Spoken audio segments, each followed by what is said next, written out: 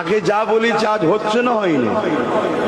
আজ থেকে 5 বছর আগে বলেছিলাম তোদের নাগরিকত্ব কেড়ে নেবে, আজকে ঘটছে। খোঁজ করো, অনেকে কেটে কেটে ছাড়ছে আবার এখন।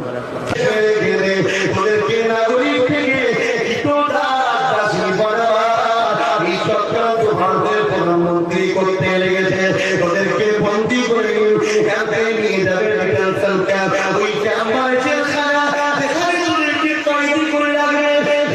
কালকে আপনি যখন ভোটের লাইনে যাবে দেখবেন আপনার নাম তালিকাতে নাই। কে আপনি? আমি ফুরফুরাবি। কে আপনি? আমি দেওবন্দি। কে আপনি? আমি অমুক দরবার। কে আপনি? আমি অমুক দরবার। কোন দরবার চলবে না।